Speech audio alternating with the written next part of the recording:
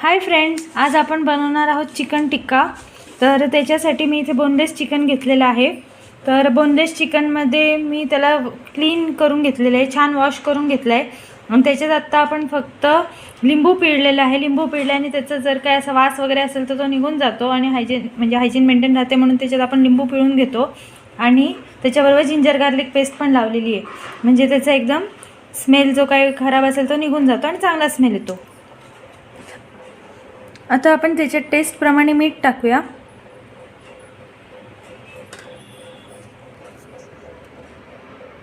त्याच्यात थोडीशी हळद टाकायची आपल्याला टेस्ट प्रमाणे, थोडीशी लाल तिखट पावडर, रेड चिली पावडर, भरपूर सारी कोरिएंडर पावडर, त्याच्याने टेस्ट छान येते। थोडासा गरम मसाला, थोडासा मैदा टाकायचा आहे, थोडा कॉर्नफ्लोअर पण टाकते मी। कॉर्नफ्लोअरने पण एकदम छान क्रिस्पी होतो चिकन। फ्रेंड्स, थोडासा आपण इथे बिर्याणी मसाला पण टाकूया, बिर्याणी मसाल्याने छान टेस्ट येते। थोडासा चवीप्रमाणे चिकन मसाला, एकदम किंचित। फ्रेंड्स, आता ह्याच्यात आपल्याला थोडं अंडं पण टाकायचं आहे। अंडं फोडून त्याला असं हे करून घ्यायचं आपल्याला वीस, आणि ते पण थोडं टाकायचं आहे। आता हे सगळे इंग्रेडियंट्स असे छान मिक्स करून घ्यायचे।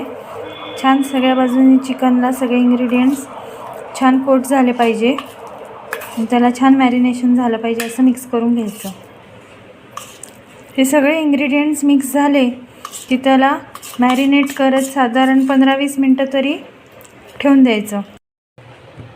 फ्रेंड्स, तर आता आपलं चिकन मॅरिनेट झालेलं आहे आणि त्याला झालेले आहेत साधारण 15-20 मिनटं। आणि आता आपण इथे शालो फ्राय करणार आहे त्याला। त्याच्यासाठी तव्याला आपण छान गरम करून घेतलेले आहेत तेल घालून। आता हे जे आपलं मॅरिनेटेड चिकन आहे ते 1 बाय 1 आपण त्याच्यात सोडायचं आहे।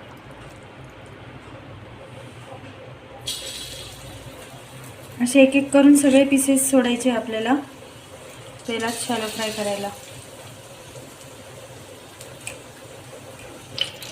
फ्रेंड्स, आता आपण सगळे पीसेस टाकलेत तव्यावरती शालो फ्राय करायला आणि ते वन साईडने नीट फ्राय झाले की आपण त्याची साईड चेंज करूया। तर फ्रेंड्स, तुम्ही बघू शकताय की आता आपल्या एका साईडने प्रॉपरली झाले, आपण साईड चेंज करून दुसऱ्या साईडने पण त्याला प्रॉपरली भाजून घेऊ। तर फ्रेंड्स, आता आपले सगळे जे चिकनचे कबाब्स आहेत ते छान फ्राय झाले दोन्ही साईडने। तर आता आपण त्याला 1 बाय 1 असं ही जी सळी असते त्या सळीत टाकूया आणि बार्बेक्यू करून घेऊया त्याचं।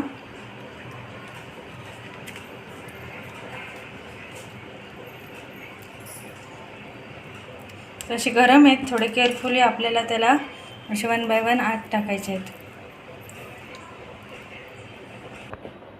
तर फ्रेंड्स, बघू शकताय तुम्ही अशा पद्धतीने आपण सगळे त्या सळीला आपले केलेले कबाब्स लावून घेतलेत। आता त्याला आपण शेगडीवरती भाजून घेऊया।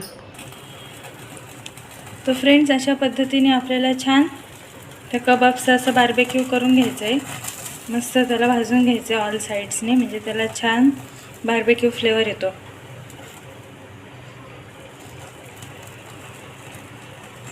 आणि असे मस्त ते भाजून झाले बार्बेक्यूवर, then it's ready to eat. माझे सगळे व्हिडिओज बघा फ्रेंड्स आणि माझ्या चॅनलला नक्की सबस्क्राईब करा आणि शेअर करा। थँक्यू।